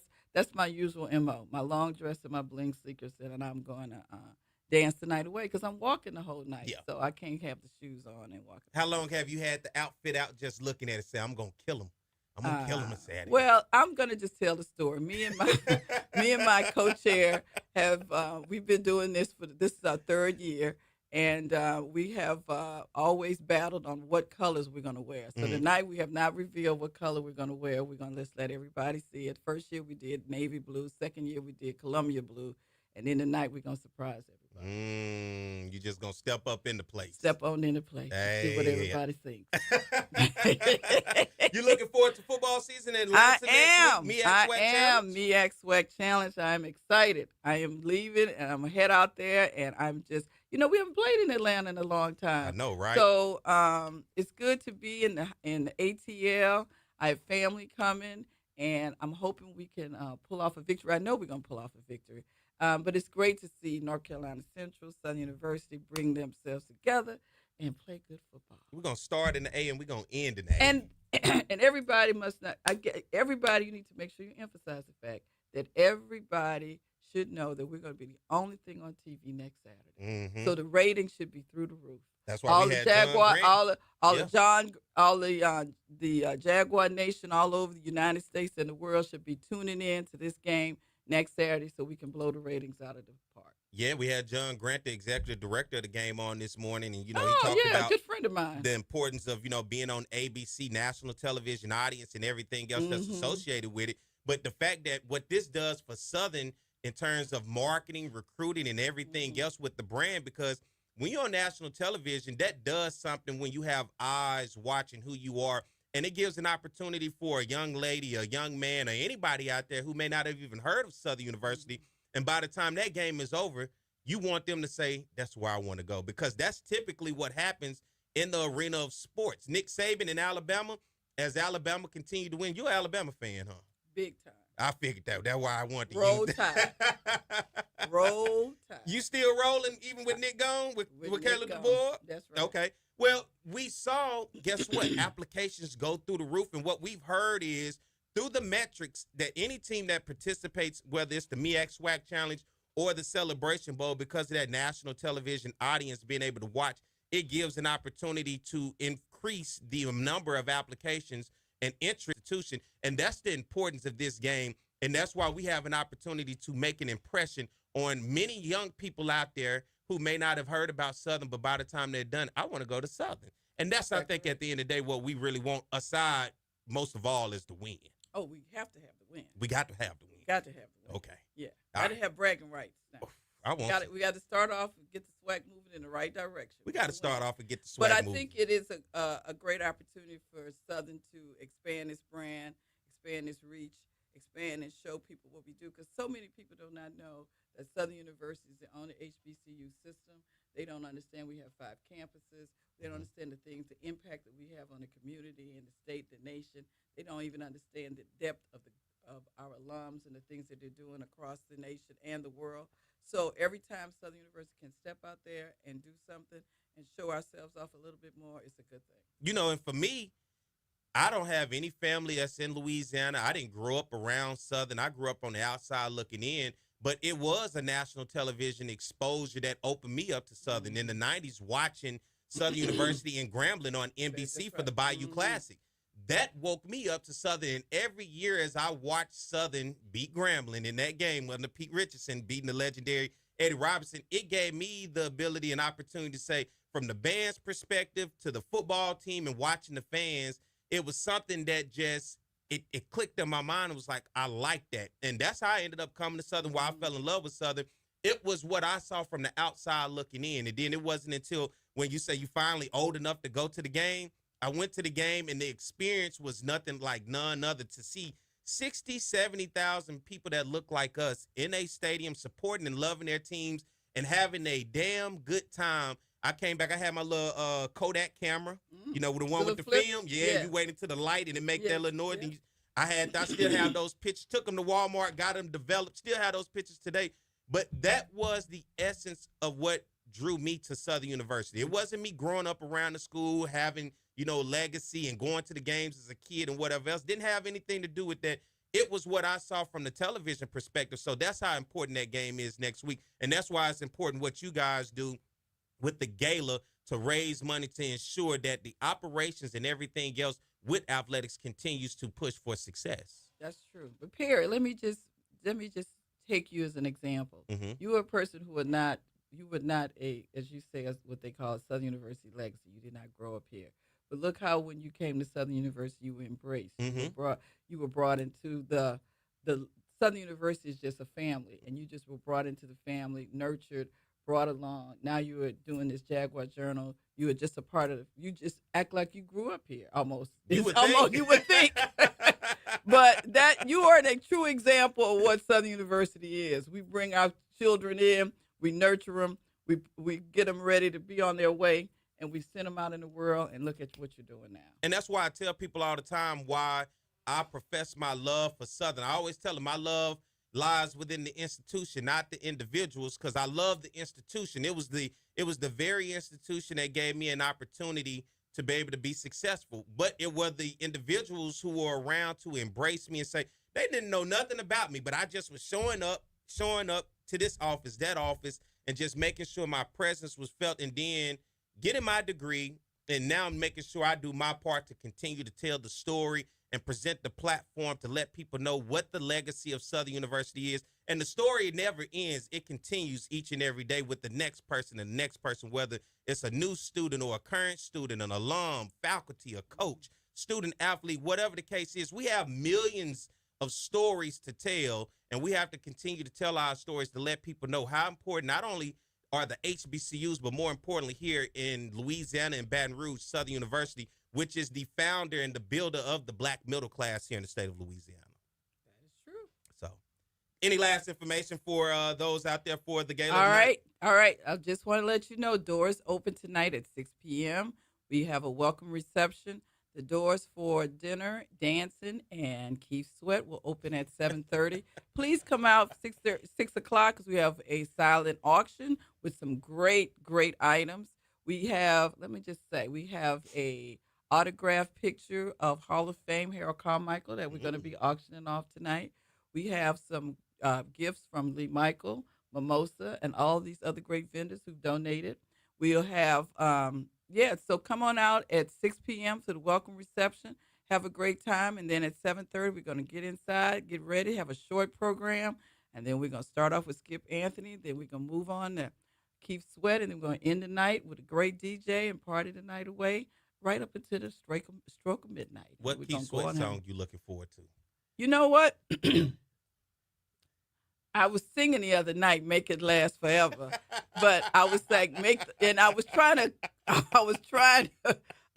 to make it work, like "Make Your Love for Southern University Last Forever." When I was trying to sing it, I was trying to remix, but I'm not the remixer. I'm gonna tell you. So I don't know. I really don't know. I think I want a fast song. What's some fast songs that Keith Sweat made? I don't even really remember. Everything kind of like making babies.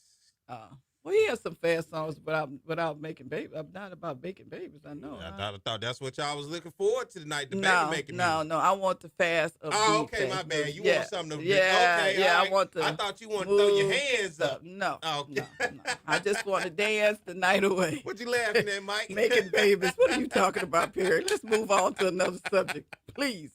Well, so ignore Perry. I'll see everyone tonight at 6 p.m. Doors open for the gala. Baton Rouge River Center. Keith Sweat, Skip Anthony, and we will end the night with a great DJ. Looking forward to seeing you. Well, everybody out there, that is the voice of Miss Tracy Woods. Thank you for coming in today and talking to us about the gala tonight. And I hope everybody who attends tonight has a really great time. Yeah, everybody will. It's going to be a great night. Keith Sweat. Ms. All Tracy right Woods. now. You going to get up there and dance with them? I am. That's what I'm talking about. Let's make sure we pull them phones out. You may go viral tomorrow. Oh, no. Okay. Please. All right, everybody. All right. Stay tuned. We'll be back more of the Jaguar Journal.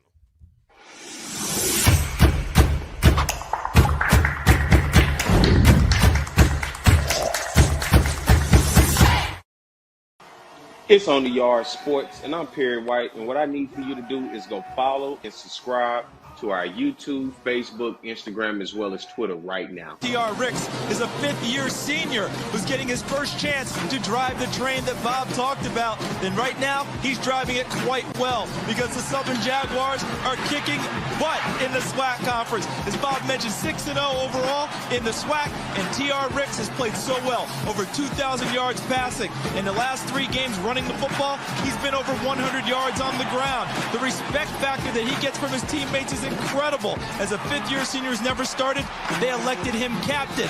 And the numbers he has put up are represented on your screen.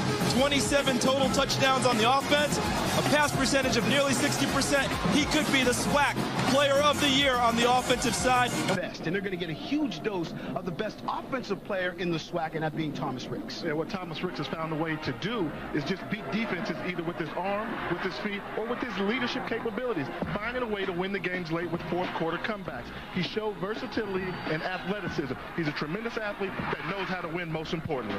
Really is a leader both on and off the field.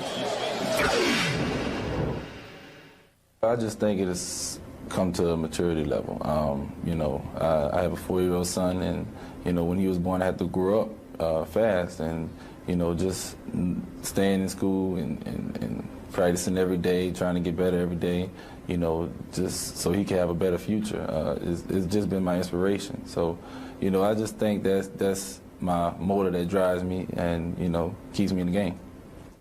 His 4-year-old son, Collier, has not missed a game this season. They throw the football around in Rick's dorm room at Southern, and he says it's great playing football with Collier. 1st and 10. Ricks. He's got Vernon. Vernon makes the catch at the 45. They can run the entire offense with all those guys in the game. Ricks to Vernon. 1st down. Holmes in the backfield. Ricks. 1st down. Gage on the tackle, but not until Ricks picks up the 1st down. 2nd and 7. Ricks. Overstreet's got it. Across midfield. Ricks has a receiver downfield. It's caught for a touchdown. Territory. Ricks fakes the pitch. Gets inside the 15. He's in the type of young men that represent his philosophy in life and in football. Ricks in a shotgun. He's going to run it out to the 10. And 2nd and 11 after the holding penalty. Sidearm toss. And a nice catch. Ricks on the 1st and 10.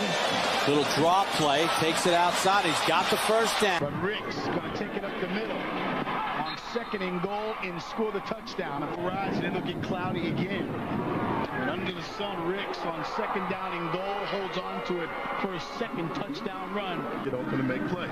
So that's good ball distribution. That's also passing. They're going for some more, G. And they do get it. Touchdown, Southern. 3rd and 22 to call. Ricks. Pretty. All right, everybody, we're back. It is the Jaguar Journal. Good morning to everybody. I am Perry White. Good morning, everybody listening on Talk 107.3 FM across the Baton Rouge capital city area, and everybody watching on our YouTube as well as on our Facebook Live. I'm glad to have you guys in with us this morning. And I went to bed last night, so hopefully you can hear the energy this morning. I said I'm not going to come in here low energy today because guess what? We got game week next week. Football season is finally upon us. Southern University, North Carolina Central. Are you ready?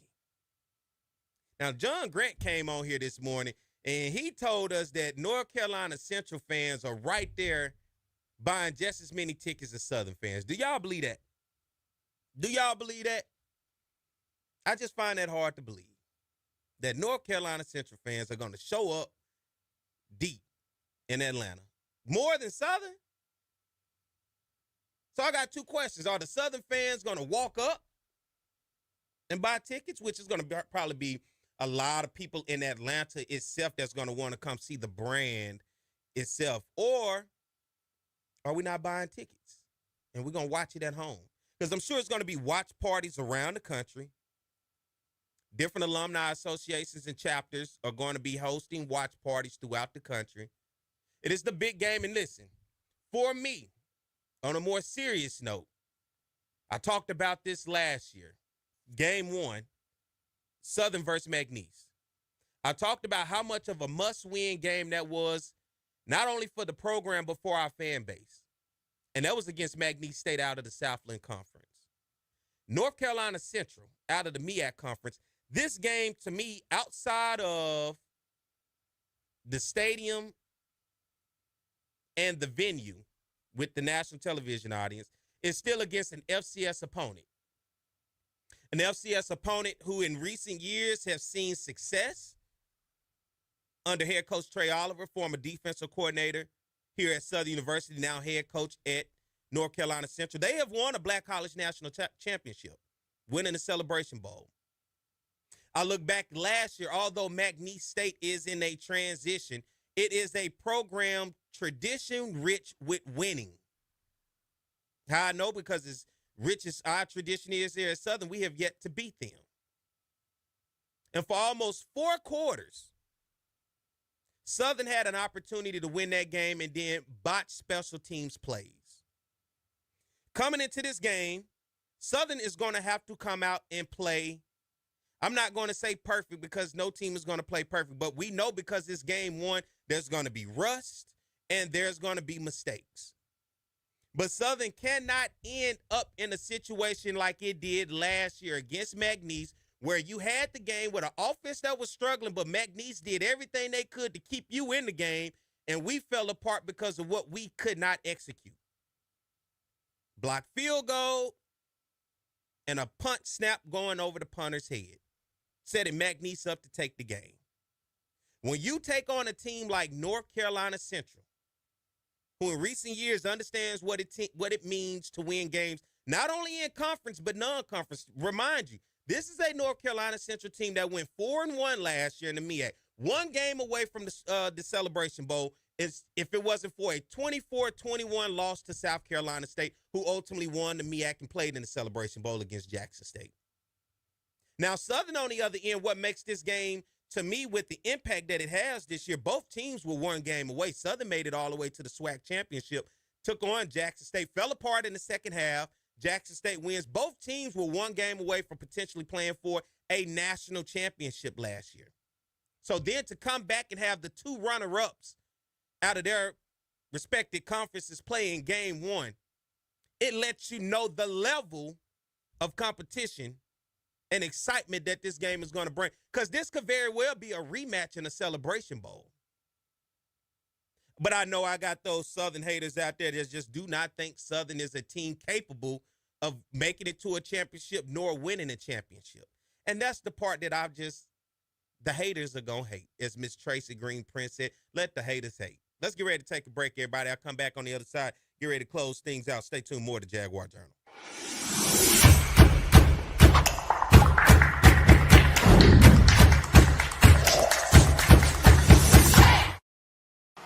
It's On the Yard Sports, and I'm Perry White, and what I need for you to do is go follow and subscribe to our YouTube, Facebook, Instagram, as well as Twitter right now. Talk about offense, we talk about Southern, and it begins with their passing game. Tom, beyond potent, we're talking about high-octane, we're talking about fast break, we're talking about 41 points a game, some 500-plus yards since Terrence Levy has taken over this offense. Because that young man doesn't drop any ball. With the legacy that you started here, you got to feel happy to see it continue on with Doug Williams. Ball now back at the 22-yard line. Levy, no pressure at all. Touchdown, Ingram. The Bayou Classic.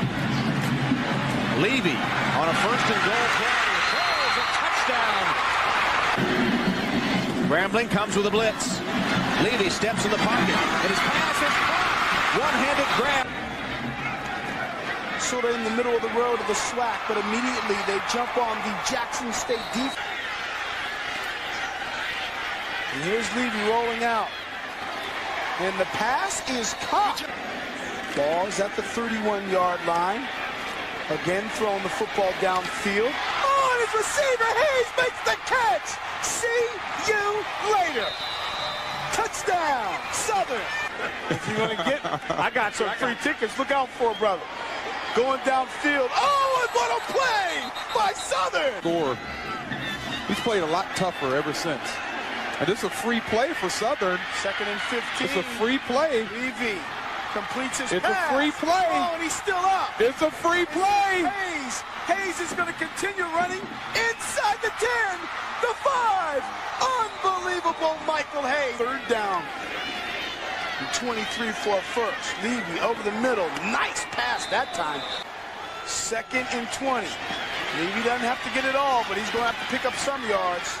Here he is throwing. Nice catch made. The receiver, Michael Hayes. There he goes. Hayes makes the catch. Hayes still on his feet. Hayes looking for blocking. Hayes trying to find a hole. Hayes is still on his feet. He alley-oops. He's inside the 15 and drawn out a foul. All right, everybody, we're back. It's the Jaguar Journal. I am Perry White. Good to have you guys with us. Want to thank everybody who joined us this morning. Darren Dixon, who is the executive director of the Southern University Alumni Federation, coming on talking to you about the alumni events, both on the national level and the Atlanta chapter local level next week that they're going to be putting on over for the MEAC SWAC Challenge for Southern University alums and everybody else that are going to be over. The Marriott will be the host hotel downtown. I want to thank John Grant, the executive director of the game itself, the MEAC SWAC Challenge, as well as the Celebration Bowl, for coming on and talking to us, giving us just information and the history of the game.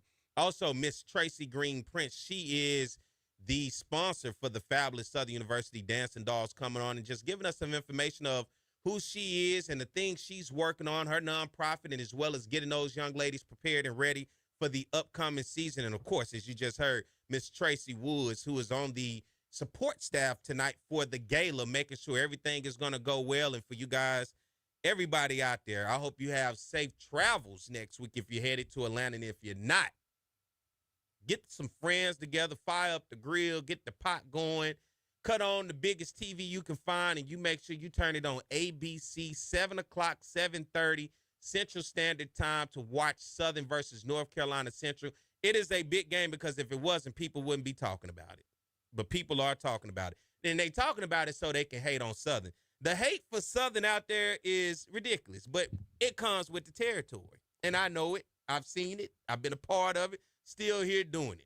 I'm looking at the comment sections on our YouTube channel. Nothing but hate in there. And it's okay. Because I know what you're doing. You're watching us this morning. I'm glad to have you, too. Hit that subscribe button while you're at it so you can get that notification when we go live next week. Because we're going to be in Atlanta, baby. Atlanta, Georgia. My daughter is in Atlanta, so I'm looking forward to her being at the game. Took her on a college tour this year. Southern may be her opportunity, may be her choice of a school next year. I mean, I know what it is. She's trying to get closer to dad and trying to spend dad's money. Hey, I get it. It's okay, baby. Come on to Southern. We're going to open up. I'm the first one to go to Southern in my family, so I'll open it up for her. Now, my son, I don't know. I think he a little Southerned out. I don't even know if, he grew up with Southern, around it. I don't know how he feeling right now, wherever he decide. But my daughter, I think, is really growing on her. And her school is actually one of the schools where they're going to be doing the recruiting efforts at.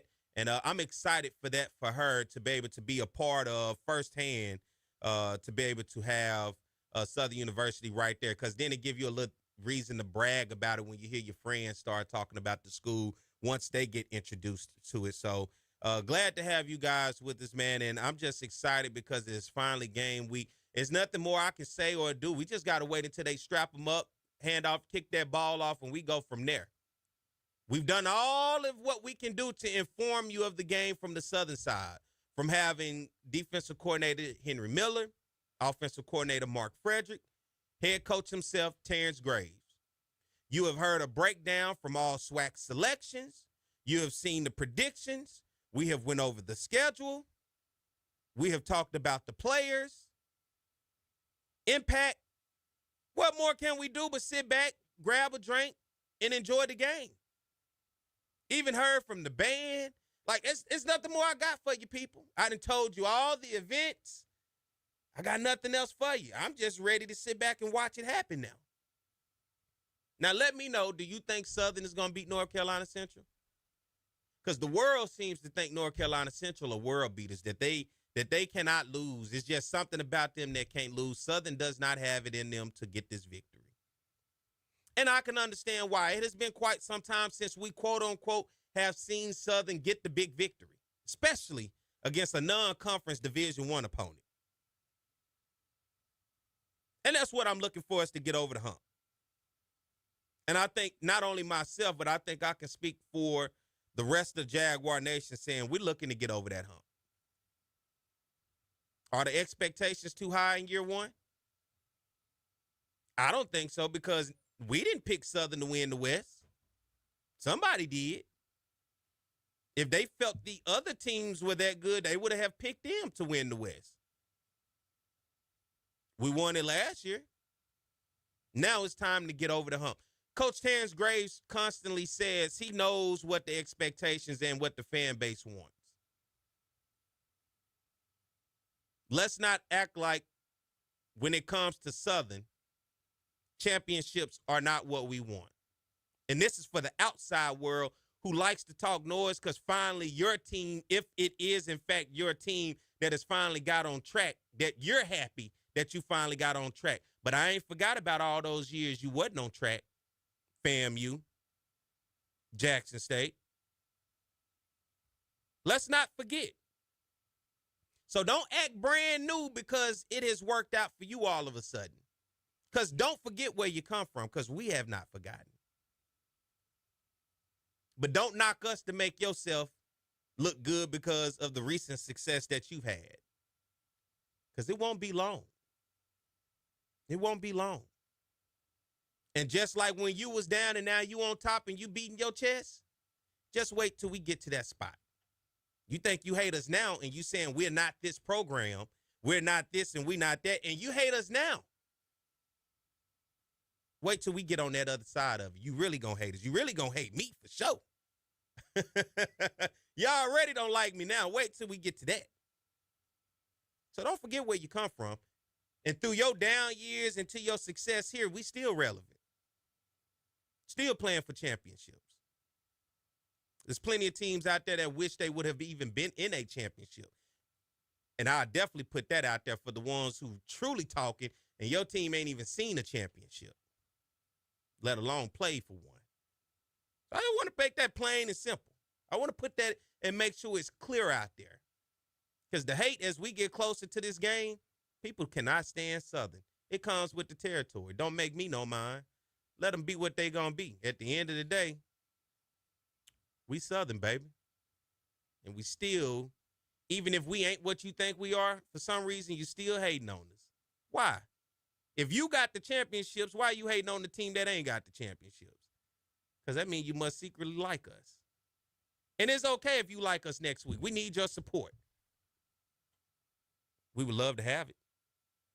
For everybody that's going to the gala tonight, have a good time. For everybody that's not, and you're just doing your thing, have a great weekend. Be sure to follow the Jaguar Journal across all social media. We are on X. We are on Twitter, Instagram. We are on Facebook.